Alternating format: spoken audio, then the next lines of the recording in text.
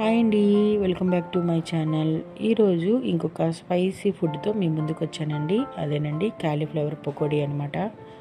పకోడీ మాత్రం స్పైసీగా క్రిస్పీగా చాలా అంటే చాలా బాగా కుదిరిందండి. ఇంకెందుకు ఆలస్యం, ఈ వీడియో పూర్తిగా చూసి మీరు కూడా మీ ఇంట్లో ఒక్కసారి నేను చేసిన విధంగా చేసుకోనండి.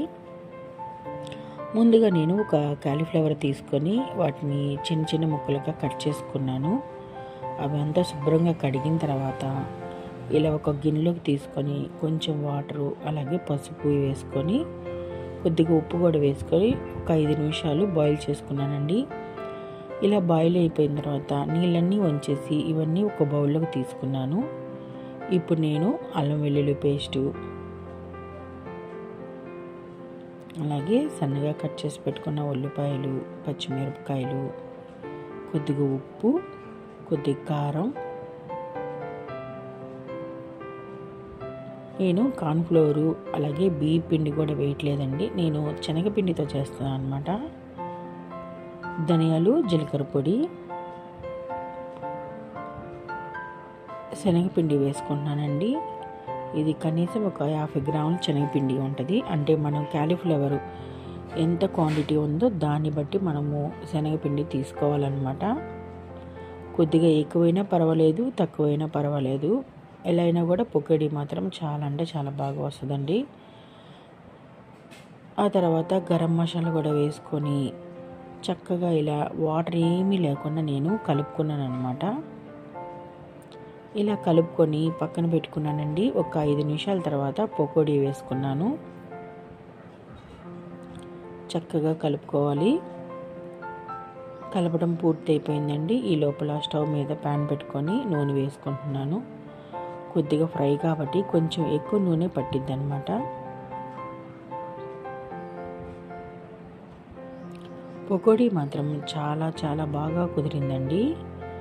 చక్కగా ఇది ఈవినింగ్ పిల్లలకి స్నాక్ లాగా లేకపోతే అన్నంలోకి కూడా చాలా బాగుంటుందండి. సాంబారు, పప్పు, ఏదైనా చట్నీ చేసుకున్నా కానీ, టమాటా పచ్చడి అలాంటి వాటిలో కూడా సైడ్గా ఒక డిష్ లాగా ఉంటుందండి, చాలా బాగుంటుంది. ఇప్పుడు నేను కొద్దిగా కరివేపాకు కూడా కలుపుతున్నాను. నూనె కాగిందో లేదో ఒక్కసారి చూస్తున్నానండి. నూనె అయితే బాగా కాగింది. ఇంకా నేను కొద్దిగా పకోడీ వేసుకుంటున్నాను. అంతా ఒకేసారి వేయకుండా కొంచెం కొంచెంగా వేసుకోవాలండి. అప్పుడు కాలీఫ్లవర్ అనేది బాగా పూర్తిగా వేగిద్ది అనమాట. ముద్దలాగా వేసుకుంటే పచ్చి పచ్చిగా ఉంటుందండి, తినటానికి అంత బాగోదు. ఇలా నేను విడివిడిగా వేసుకుంటున్నాను. ఇప్పుడు ఒకేసారి కలపకూడదండి, కొంచెం వేగిన తర్వాత మనం కలుపుకోవాలి.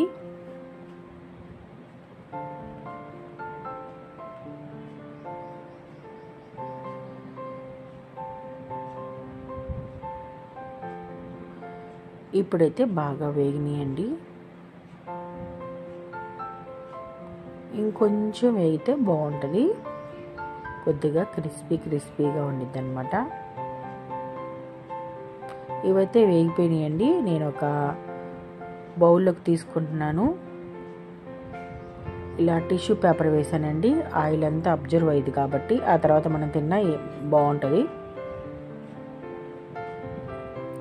ఇప్పుడు ఈ పకోడీలోకి నేను పచ్చిమిరపకాయలు, కరివేపాకు కూడా ఫ్రై చేసుకుంటున్నాను, చాలా బాగుంటాయి. ఇవి కూడా బాగా ఫ్రై అయిపోయినాయి కాబట్టి ఇవి కూడా ఒక ప్లేట్లో తీసుకుంటున్నానండి. అంతేనండి, స్పైసీగా క్రిస్పీగా ఉన్న కాలీఫ్లవర్ పకోడీ అయితే రెడీ అయిపోయిందనమాట.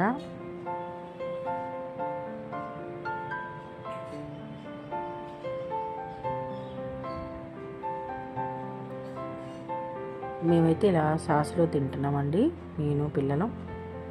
మీకు కనుక నా వీడియో నచ్చితే లైక్ చేయండి, నా ఛానల్ని సపోర్ట్ చేయండి, మీ ఫ్రెండ్స్కి నా వీడియోని ఫార్వర్డ్ చేయండి. ఇంకొక మంచి వంటకంతో మీ ముందుకు వస్తానండి, మీ దేవిని. ముందుగా మా ఛానల్ని అయితే సబ్స్క్రైబ్ చేసుకోండి. ఇంకా చాలా వీడియోస్ అప్లోడ్ చేస్తాను ఇంట్లోనే సింపుల్గా చేసుకునే రెసిపీస్. ఇంకెందుకు ఆలస్యం, మీ ఫ్రెండ్స్కి కూడా షేర్ చేసేయండి. Bye, love you all.